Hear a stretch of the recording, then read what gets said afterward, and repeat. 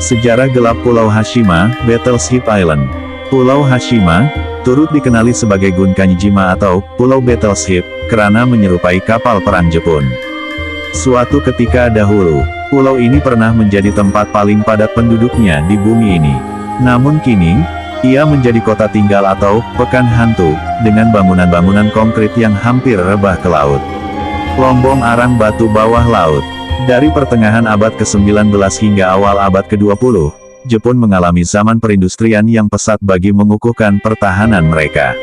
Mitsubishi Group pernah terjun ke dalam pelbagai industri sebelum menempa nama dalam otomotif seperti yang kita kenal pada hari ini.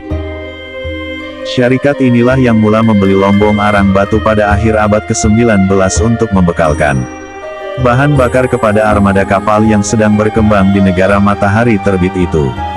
Salah satu lombong ini terletak di bawah Pulau Hashima, terletak kira-kira lebih dari 10 batu dari pesisir pantai Nagasaki.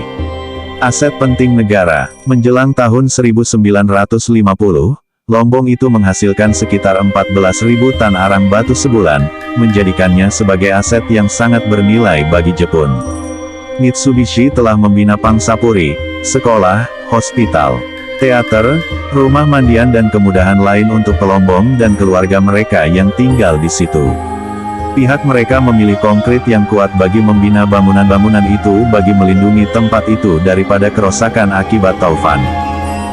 Zaman kemuncaknya adalah pada tahun 1959, bila mana pulau seluas 16 hektar itu menampung lebih daripada 5.000 orang, menjadikannya sebagai tempat paling padat penduduk di dunia pada masa itu.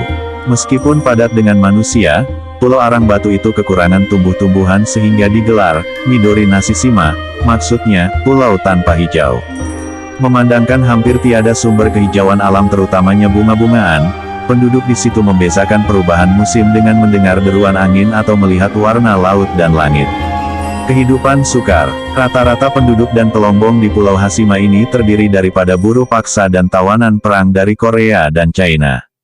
Tenaga mereka diperah, dieksploitasi dan dipaksa bekerja tanpa bayaran, dalam keadaan teruk.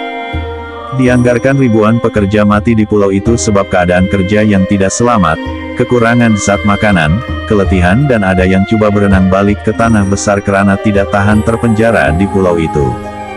Pernah ada bekas penduduk di pulau itu menceritakan, setiap kali balik kerja, mesti dia rebah akibat kepenatan dan air mandian di tempat mandi selalunya bertukar hitam setelah para pelombong membersihkan diri. Terbiar lama, seiring bergeraknya waktu, arang batu di bawah pulau itu akhirnya habis dan industri mahu meneroka petroleum pula. Menjelang tahun 1975, pulau itu benar-benar sepi dan terbiar selama hampir 3 dekad.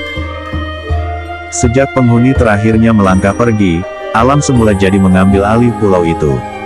Tumbuh-tumbuhan merebut ruang di antara bangunan yang runtuh dan sedikit demi sedikit gelombang ombak menghakis pantainya. Pada tahun 2009, Jepun mencadangkan agar lokasi-lokasi bersejarah tertentu, termasuk Pulau Hashima, diakui sebagai tapak warisan dunia UNESCO karena peranan mereka dalam revolusi industri negara itu. Namun Korea Selatan menentang pengiktirafan itu karena mereka mengatakan bahwa Jepun gagal mengakui hakikat tentang 57.900 buruh Korea yang bekerja secara paksa di tempat itu.